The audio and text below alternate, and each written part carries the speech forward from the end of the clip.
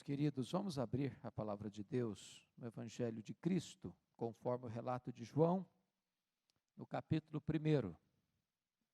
João, capítulo 1, versos de 1 a 14.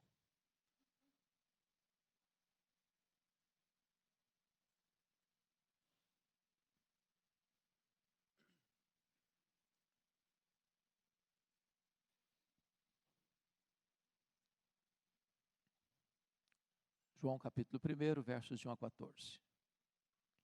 No princípio era o Verbo, e o Verbo estava com Deus, e o Verbo era Deus. Ele estava no princípio com Deus. Todas as coisas foram feitas por intermédio dele, e sem ele, nada do que foi feito se fez. A vida estava nele, e a vida era a luz dos homens. A luz resplandece nas trevas, e as trevas não prevaleceram contra ela. Houve um homem enviado por Deus, cujo nome era João. Este veio como testemunha para que testificasse a respeito da luz, a fim de todos virem a crer por intermédio dele. Ele não era luz, mas veio para que testificasse da luz, a saber, a verdadeira luz que vinda ao mundo ilumina a todo homem. O Verbo estava no mundo. O mundo foi feito por intermédio dele, mas o mundo não o conheceu. Veio para o que era seu, e os seus não o receberam. Mas a todos quantos o receberam, deu-lhes o poder de serem feitos filhos de Deus, a saber, aos que creem no seu nome, os quais não nasceram do sangue, nem da vontade da carne, nem da vontade do homem, mas de Deus. E o Verbo se fez carne e habitou entre nós, cheio de graça e de verdade. E vimos a sua glória, glória como do unigênito do Pai. Amém. Irmãos amados, nós temos um único evangelho e 4 evangelistas. Na verdade, cada evangelista escreve numa perspectiva diferente. Os 3 primeiros evangelhos são chamados de sinóticos porque são bastante semelhantes no seu registro, na sua abordagem, embora com ênfases distintas. Porque Mateus escreveu para os judeus e a sua tese era provar que Jesus era o rei dos judeus. É por isso que na sua genealogia, tratando a genealogia de Jesus, vai ancorá-la em Abraão. Marcos, escrevendo para os romanos, enfatiza que Jesus Cristo é o servo, por isso não tem genealogia. Lucas, por sua vez, escrevendo para os gregos, falando sobre Jesus como homem perfeito, tratando de um evangelho universal, ele vai ancorar a genealogia de Jesus em Adão. Mas João foi o último evangelho a ser escrito. Tem um propósito muito específico, é mostrar que Jesus Cristo é o próprio Deus que se fez carne. E esse texto introdutório é uma espécie de vestíbulo de todo o evangelho. João já abre as cortinas desta gloriosa revelação, como que colocando-nos num terreno milagroso, sobrenatural, e deveríamos todos nós, nesta noite, descalçar as sandálias, porque já estamos pisando em terreno santo. E João vai nos informar algo sublime, acerca da natureza de Jesus Cristo, aquele que existiu desde sempre, antes da sua encarnação. E a primeira coisa que ele vai dizer para nós é a seguinte: no princípio era o Verbo. Preste atenção nisso. Vocês que são bons na língua portuguesa e experimentados na gramática, vão me ajudar a entender esse verbo. No princípio era o Verbo. Está no pretérito. Mas que pretérito é esse? Perfeito ou imperfeito? E é claro que está no pretérito imperfeito. Porque se estivesse no pretérito perfeito, estaria escrito: no princípio foi o Verbo. O que João está nos escrevendo é que quando tudo teve um começo, no princípio, o Verbo de Deus, que é Jesus, pré-encarnado, já existia. Mas se ele existia antes do começo, antes do início, então ele é eterno. Porque tudo teve um começo. A matéria não é eterna. O universo não é eterno. O universo passou a existir. Isso está em contraste com Gênesis capítulo 1, versículo 1. No princípio criou Deus os céus e a terra. Então os céus e a terra passaram a existir no princípio. E antes do princípio? O universo não existia. Mas Deus existia. Ele é eterno. Ele é eterno. Ele não teve começo. Alguém pergunta, mas quem criou Deus? Ninguém criou Deus. Ele é o Criador. Quando ele passou a existir? Ele não passou a existir. Ele sempre existiu. E é muito importante você entender que eternidade não é um conceito de tempo. Porque se eu falo para você assim, 1 bilhão de anos, você entende o que é 1 bilhão de anos? Porque é formado de segundos, minutos, horas, dias, semanas, meses, anos, décadas, séculos, milênios.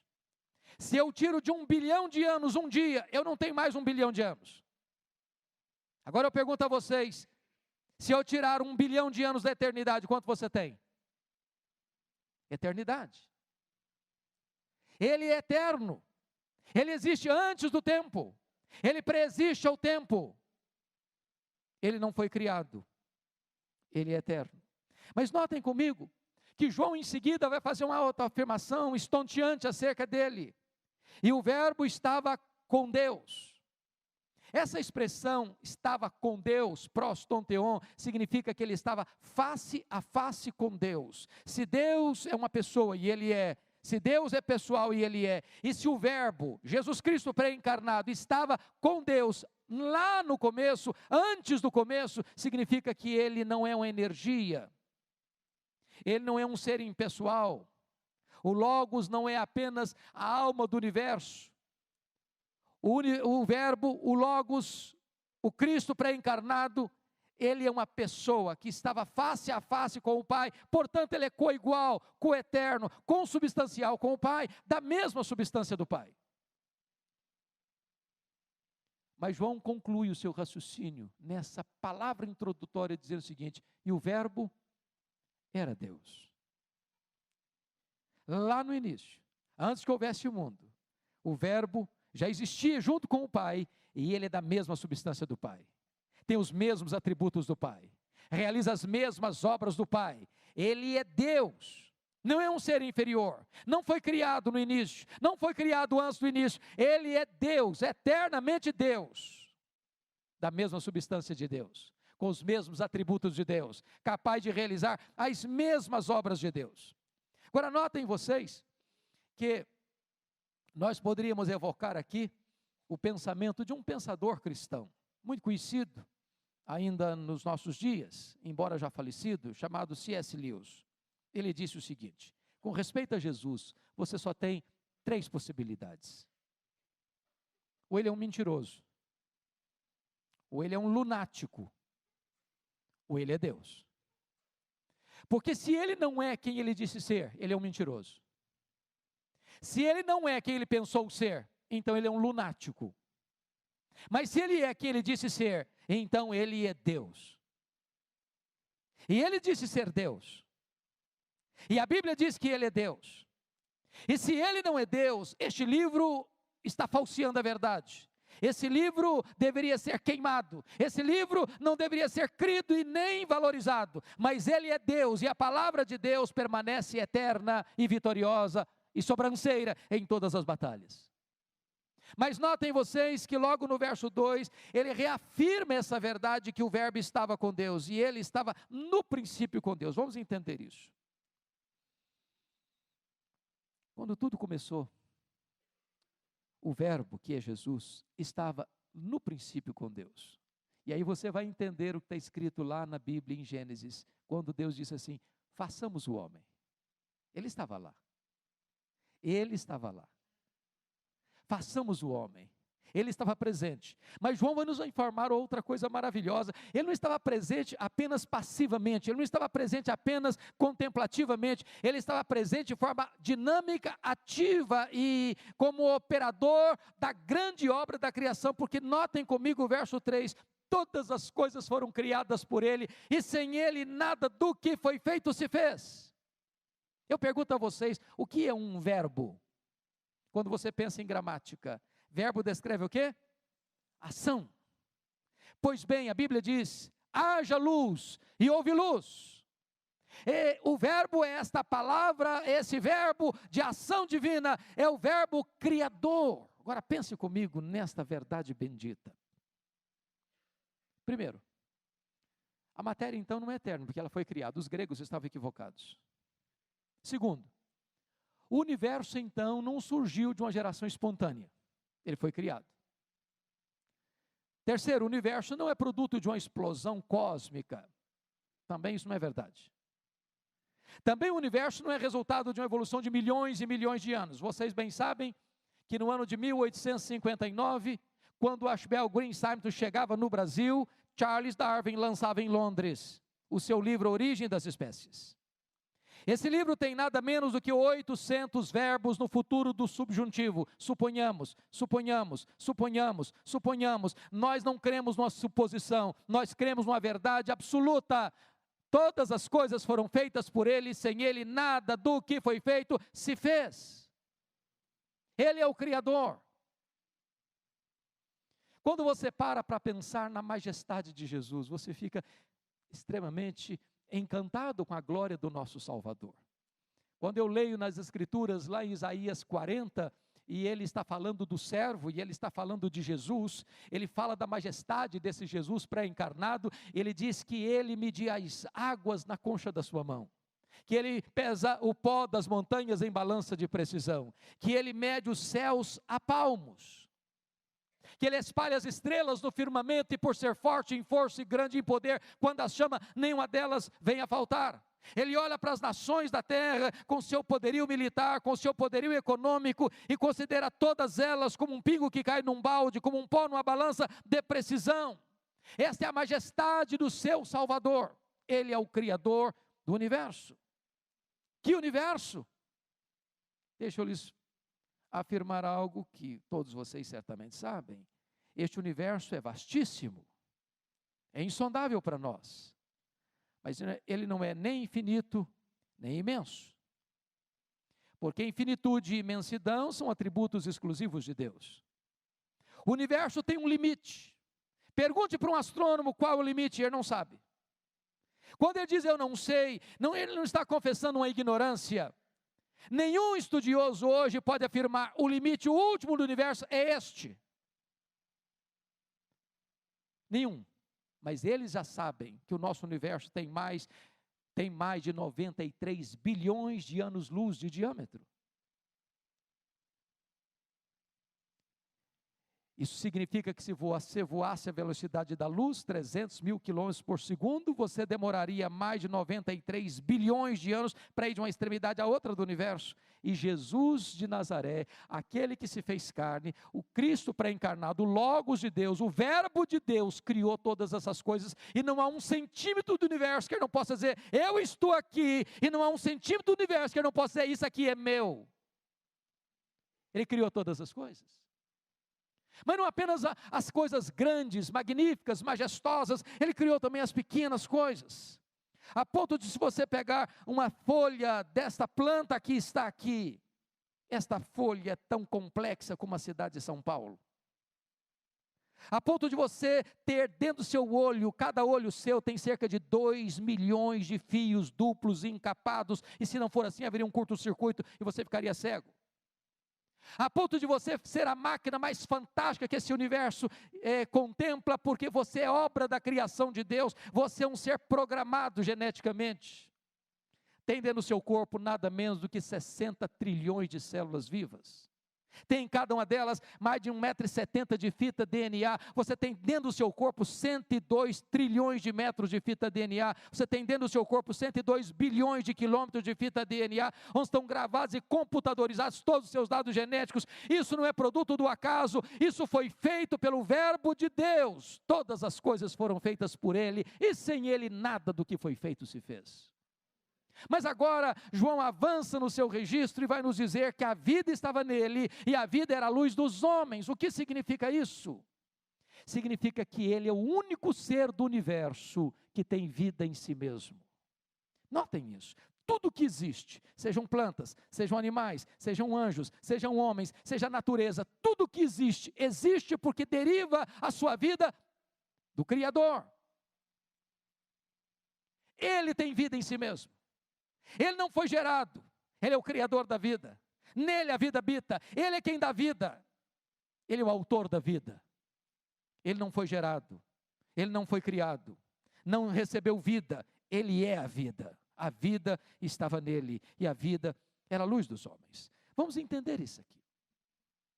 A grande tese de João, meus irmãos, neste evangelho, é uma só, é provar que este verbo, que é Jesus, é Deus. Diferente dos outros evangelhos, João não tem a preocupação de dar uma sequência cronológica do ministério de Jesus, dos ensinamentos de Jesus, dos milagres de Jesus. Não, João vai pegar 7 milagres, para provar que ele é o Filho de Deus. Primeiro milagre, Jesus transformou água em vinho. Segundo milagre, Jesus cura um filho de um oficial. Terceiro milagre, Jesus Cristo multiplica pães. Terceiro milagre, aliás, ele cura um paralítico em Betesda. Quarto milagre, ele multiplica pães e peixes. Quinto milagre, ele anda sobre o mar. Sexto milagre, ele cura um cego de nascença. Sétimo milagre, ele ressuscita Lázaro. 7 é o número da perfeição, e João faz questão de pegar 7 milagres para dizer o seguinte: ele não apenas tem os atributos de Deus, ele realiza as mesmas obras de Deus. Mas João vai pegar também 7 afirmações que representam o nome sublime de Deus, que é Eu sou. Foi este o nome que Deus revelou a Moisés lá na sarça ardente. Eu sou, é o único nome de Deus, é o nome indizível de Deus. Os outros nomes derivam deste nome. Eu sou. E lá em João 8,58, Jesus Cristo disse para os judeus: antes que Abraão existisse, eu sou. Eu sou o Jeová do Velho Testamento, eu sou o Deus da salvação do Velho Testamento, eu sou o único Deus da história. E ele vai dizer o seguinte, 7 vezes ele vai dizer isso: eu sou o pão da vida, eu sou a luz do mundo, eu sou a porta, eu sou o bom pastor, eu sou a ressurreição e a vida, eu sou o caminho, a verdade e a vida, eu sou a videira verdadeira. Ele está afirmando para nós que ele é verdadeiramente Deus. Mas notem uma coisa, de todas essas 7 declarações, a única que Jesus Cristo transmite para nós é sobre a luz. Ele diz: eu sou a luz do mundo. E em seguida ele diz assim: vós sois a luz do mundo. Jesus nunca disse para você e para mim: vós sois o pão da vida, vós sois a porta, vós sois o bom pastor, vós sois a ressurreição e a vida, vós sois o caminho, a verdade e a vida, vós sois a videira verdadeira. Mas das 7 declarações ele diz: eu sou a luz do mundo e vós sois a luz do mundo. Como assim? Eu pergunto a vocês: o sol brilha? Sim, o sol brilha. A lua brilha? Sim, a lua brilha. Eu pergunto a vocês: o sol tem luz própria? Sim. A lua tem luz própria? Não. Jesus é a luz do mundo, porque ele tem luz própria. Nós somos a luz do mundo, porque como a lua nós refletimos a luz de Cristo. Ele é o sol da justiça. Nós só podemos ser luz do mundo na medida em que nós refletimos a luz de Cristo. Ele é a verdadeira luz que, vinda ao mundo, ilumina todo homem. A nossa luz é apenas um reflexo da luz de Deus em nós, da luz de Cristo em nós. E João vai fazer outra afirmação no verso 5, a luz resplandece nas trevas, e as trevas não prevaleceram contra ela. Bendito seja Deus, irmãos, onde a luz chega, as trevas não podem ficar mais, onde a luz chega, as trevas precisam ser expulsas, onde a luz chega, a verdade prevalece, onde a luz chega, a santidade permanece, onde a luz chega, chega a cura, chega o entendimento, chega a compreensão. É por isso que nós precisamos pregar Jesus, porque onde Jesus chega, as trevas do engano, da mentira, da falsidade, sim, é preciso sair, porque Ele é a luz que ilumina todo homem. Mas notem comigo, que agora, a partir do verso 6, João vai introduzir o precursor do Messias. Houve um homem enviado por Deus, cujo nome era João. João não apareceu de moto próprio. João foi enviado depois de 400 anos de silêncio profético. E quando Deus envia um homem, Deus não arranca do palácio. Deus não arranca de Roma, nem do templo, nem mesmo dentre os doutores da lei. Ele vai arrancar um homem que vai se vestir de forma simples, que vai viver de forma simples, que vai viver num deserto. E esse homem veio como testemunha, para que testificasse da luz, a fim de todos virem a crer por intermédio dele. Diz o versículo 8, ele não era luz, ele veio para que testificasse da luz. E aqui um ponto importante, nunca queira ocupar um lugar que não é seu. Nunca queira ocupar um lugar que não lhe pertence. Na verdade, quando João estava pregando no deserto e as multidões desabaladas saíam de todas as cidades e aldeias para encontrar-se com ele e para serem batizadas por ele, algumas pessoas sugeriram para ele, porventura você não é o Messias? E ele poderia pensar, bom, diante dessa multidão toda que vem me procurar, quem sabe eu sou mesmo? Mas ele recusou isso. Ele era testemunha da luz, ele não era a luz. Ele era amigo do noivo, ele não era o noivo. Ele não era a vida, ele testificava da vida. Ele não era o cordeiro, ele diz, eis o cordeiro de Deus que tira o pecado do mundo. Ele diz, convém que ele cresça, que eu diminua. Ele entendeu o seu papel, ele entendeu a sua missão, ele apresentou Jesus e saiu de cena. Quando chega no verso 10, há uma espécie de reafirmação do que foi dito anteriormente. Diz assim, o verbo estava no mundo, o mundo foi feito por intermédio dele, mas o mundo não o conheceu. E você nota que a palavra mundo aí é dita e explicada de duas maneiras distintas. Ele estava no mundo, o mundo geografia. O mundo foi feito por meio dele, está falando do mundo material, do universo. O mundo não o conheceu, agora está falando de pessoas. E aqui eu chamo a sua atenção para esse ponto tão importante. O mundo não o conheceu não por falta de evidência, não por falta de eloquência da revelação. E hoje Jesus Cristo está sendo apresentado a você. Hoje o Filho de Deus está sendo mostrado para você à luz da Escritura. E eu espero em nome de Jesus que ninguém saia daqui sem compreender, sem receber, sem acreditar, sem crer neste que é o Filho de Deus, o Salvador do mundo. Notem comigo o versículo de número 11, veio para o que era seu e os seus não receberam. Agora está falando do povo judeu. Ele veio dos judeus, ele nasceu como menino judeu, cresceu como homem judeu, morreu como homem judeu, mas o povo judeu não o recebeu.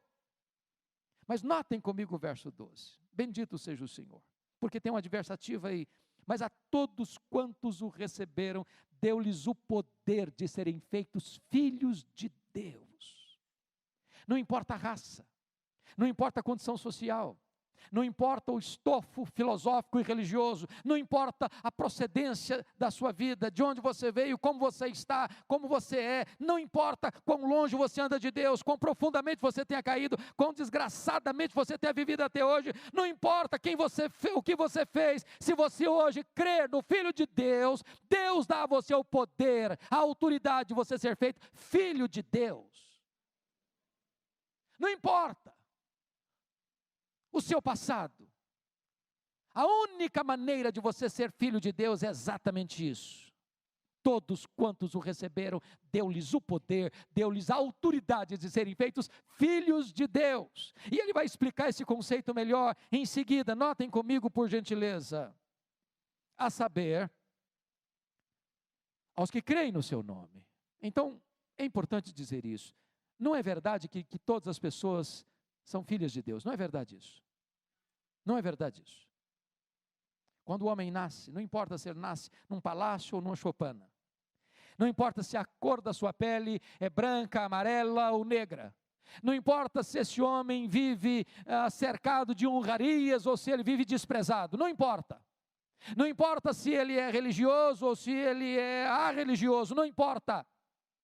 O que a Escritura está dizendo é que a única maneira de você ser feito filho de Deus é crendo em Jesus. Não é você fazendo parte daquele ritual religioso, não é porque você é membro desta ou daquela igreja, não é porque você foi batizado ou deixou de ser batizado. Essas coisas em si são boas, são necessárias, são importantes, mas a única maneira de você se tornar filho de Deus é você crer em Jesus Cristo, o Salvador. Não há outra saída, não há outra alternativa, porque não há nenhum outro nome dado entre os homens pelo qual importa que sejamos salvos. No verso 13, João vai explicar isso melhor, quando ele diz assim: os quais não nasceram do sangue. O que significa isso? Filho de crente não é crentinho. Ninguém nasce salvo. Ninguém. Seu pai, sua mãe, podem ser as pessoas mais piedosas do mundo. O fato de você ter nascido nessa casa, nessa família, não dá a você automaticamente o direito de ser filho de Deus. Você tem promessas, você tem aliança, mas é necessário que uma experiência aconteça na sua vida, o novo nascimento.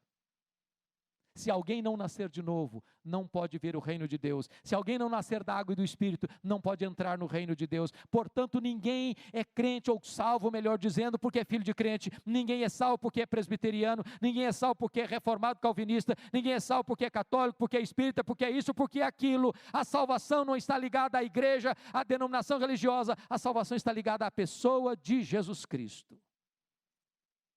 Mas mais, os quais não nasceram da vontade da carne, nem da vontade do homem, mas de Deus. Em outras palavras, eu não posso determinar, seja filho de Deus. Eu não tenho essa autoridade, eu não tenho esse poder, eu não tenho essa competência.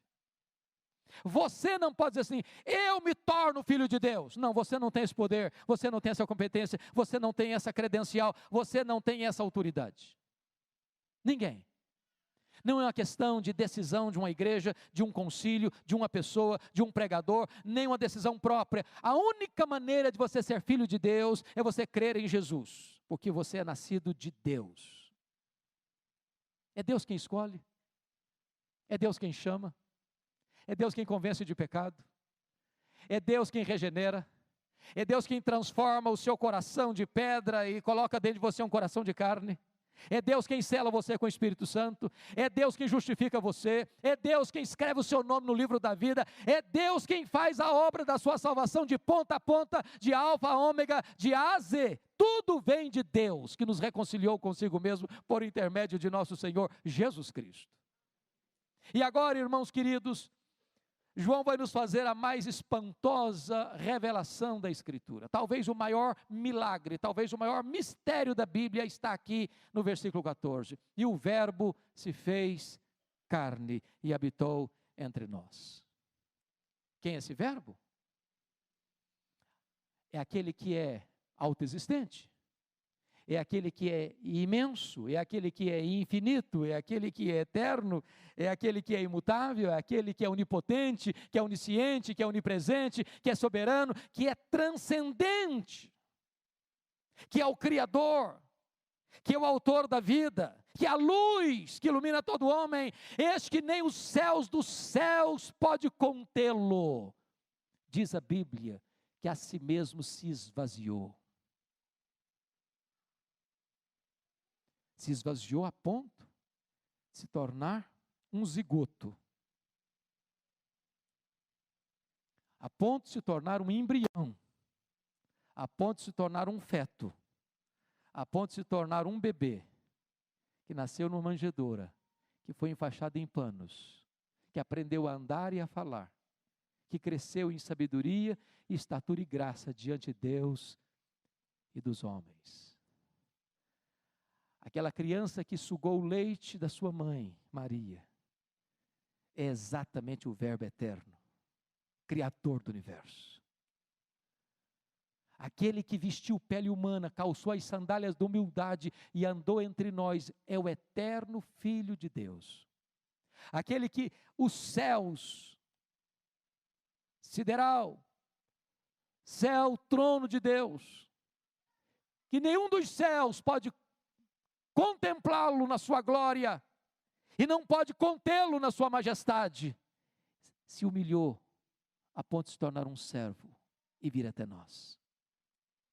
Na verdade, a encarnação é o grande mistério das Escrituras. E ele vai nos dizer algo maravilhoso no verso 14 ainda. Ele veio até nós cheio de graça e de verdade. Sabe o que significa isso, querido? Se Deus viesse até nós com juízo, estávamos perdidos. Nós somos pecadores. Ele é santo, santo, santo. Nem os serafins podem ficar na presença dele sem cobrir o rosto. E ele, apesar de toda a sua glória, de toda a sua majestade, de toda a sua santidade, de toda a sua pureza, ele veio até nós cheio de graça, e graça é um dom que você e eu não merecemos. Para a pessoa mais machucada, para a pessoa mais ferida, para a pessoa mais quebrada, para a pessoa mais arrebentada pela vida, ele veio cheio de graça, a esperança para você, a cura para você, a perdão para você, a salvação para você, a restauração para você, porque Deus veio até nós cheio de graça, cheio de misericórdia. Ele veio para perdoar, ele veio para restaurar, ele veio para salvar, ele veio para levantar, ele veio para dar esperança, ele veio para fazer tudo novo na sua história e na sua vida. Ele veio cheio de graça e de verdade. Mas eu quero concluir com a última afirmação de João. E vimos a sua glória. Glória como do unigênito do Pai. É muito importante você entender que glória não é um atributo de Deus. Não é. Glória é a somatória de todos os atributos de Deus na sua manifestação máxima. Olha os profetas, quando Deus enviou os profetas para falar acerca dele, os profetas abordaram as facetas do ser de Deus, atributos do ser de Deus. Isaías falou da santidade de Deus, a Bíblia diz que Amós falou da justiça de Deus, a Bíblia diz que Oséias falou da misericórdia de Deus, mas quando Jesus vem, Ele não fala apenas da justiça, da santidade ou da misericórdia, Ele fala de toda a plenitude do ser de Deus. Ele veio revelar Deus, porque nele habitou corporalmente toda a plenitude da divindade. Ele é a exata expressão do ser de Deus. Quando você olha para Ele, você vê toda a glória de Deus nele. Ele é a máxima expressão do ser de Deus. Quem vê Jesus, vê o próprio Deus. Quem me vê a mim, disse ele, vê o Pai, porque eu e o Pai somos um. Irmãos amados, é glorioso isso, porque quando você chega no verso 18, e nós não chegamos a ler o verso 18, mas vale a pena você conferir aí, o próprio João vai fazer a seguinte afirmativa: ninguém jamais viu a Deus. O Deus unigênito que está no seio do Pai é quem o revelou. É claro que ninguém jamais viu a Deus, porque Deus é Espírito. Deus não tem um corpo como nós. Quando a Bíblia fala da face de Deus, isso é uma palavra antropomórfica, essa é uma expressão humana para descrever Deus, o rosto de Deus, as mãos de Deus, os pés de Deus, a boca de Deus, os ouvidos de Deus, é uma linguagem humana. Deus é Espírito. Mas eu verei Deus em toda a sua glória, em todo o seu fulgor, em toda a sua majestade, olhando para a face de Jesus.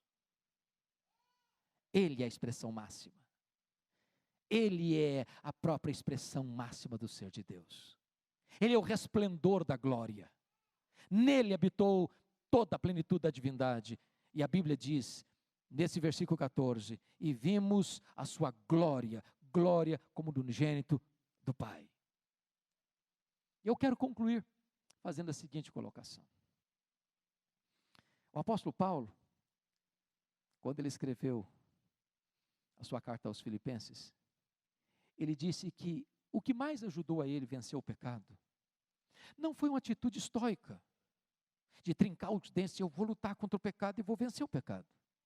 Não foi a disciplina rigorosa, legalista, não faça isso, faça aquilo, não faça aquilo outro. E diz que o que deu a ele vitória sobre o pecado foi a bênção do conhecimento, da sublimidade do conhecimento de Cristo. Sabe por que às vezes nós ficamos paquerando o pecado, flertando com o pecado, flertando com o mundo, coração dividido?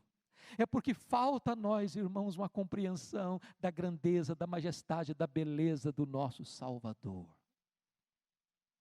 A W. Tozer diz que o maior problema da igreja, e falando do século passado, é que nós passamos a maioria do nosso tempo olhando para o nosso umbigo.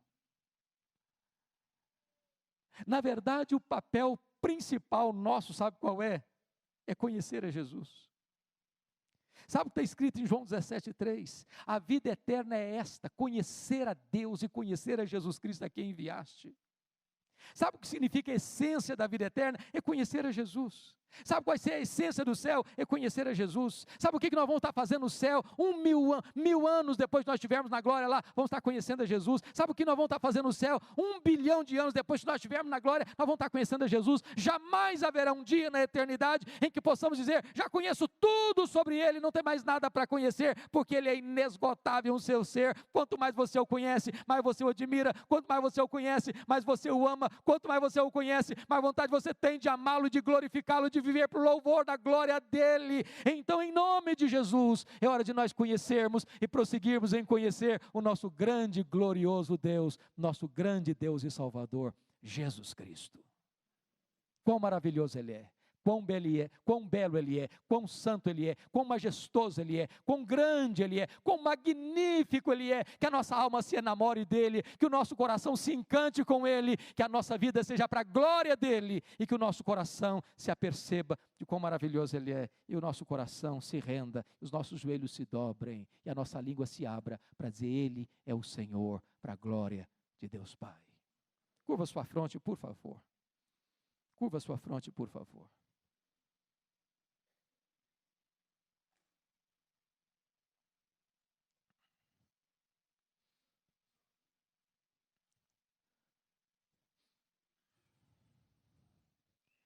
Conhecer a Cristo, ver nele a glória do Pai, não é apenas um conhecimento teórico. Não é. Isso é um sentimento intelectual. Como você conhece um personagem histórico, Dom Pedro I, Dom Pedro II, você não conviveu com eles, mas você sabe que eles existiram. Saber que ele veio, que ele nasceu da Virgem Maria, que ele nasceu numa manjedoura, que ele cresceu numa carpintaria, que ele morreu numa cruz, que ele deixou o seu túmulo vazio, que ele ocupou o seu trono de glória, que ele vai voltar, isso é tão importante. Mas eu não estou falando apenas disso. Eu estou falando de uma experiência que vai encantar o seu coração. Eu estou falando de uma entrega que vai mudar a sua vida. Eu estou falando de você pôr a sua confiança nele, se deleitar nele. De ele encher tanto o seu coração de gozo e de paz, que você vai dizer, eu achei o tesouro, eu achei a pérola de grande valor, agora aquilo que era vantagem para mim é esterco, é nada, é nulo, não tem validade para mim, não me encanta mais, porque eu achei o melhor, eu achei o mais precioso, eu encontrei Jesus. Se hoje você quer colocar sua vida nas mãos desse Jesus, eu quero orar em seu favor. Se você deseja isso, ter uma experiência com Ele, ter alegria nele, ter prazer nele, ter deleite nele, ter a certeza da salvação nele, a vida eterna nele. Onde você está, eu queria que você ficasse em pé. Eu vou orar por você, onde você está, por favor. Se você deseja isso, fique em pé. Eu quero orar por você. Na galeria, aqui embaixo, quem quiser, fique em pé. Eu vou orar por você nesta hora, em nome de Jesus. Louvado seja o Senhor. Louvado seja o Senhor. Louvado seja o Senhor. Louvado seja o Senhor. Glória ao teu nome, ó Deus, porque Jesus Cristo, teu Filho, veio até nós. O Verbo eterno, pessoal, divino, Criador, autor da vida, desceu até nós, armou a sua tenda entre nós, veio revelar-nos a tua glória, a tua majestade, Que maravilha é te conhecer, ó Jesus. Que alegria contemplar a tua face. Que recompensa gloriosa nós teremos no céu, quando nós te veremos face a face. Agora, Senhor, toma essas vidas preciosas em tuas mãos. Dê a elas a alegria da salvação, a alegria do teu perdão, a alegria da vida eterna. Em nome de Jesus, Deus, alegra o coração da tua igreja e leva-nos a te conhecer, e a te conhecer, e a te conhecer, e a prosseguir em te conhecer. Dá-nos deleite em ti, dá-nos prazer em ti. É a nossa súplica e a nossa oração. Em nome de Jesus. Aleluia. Amém.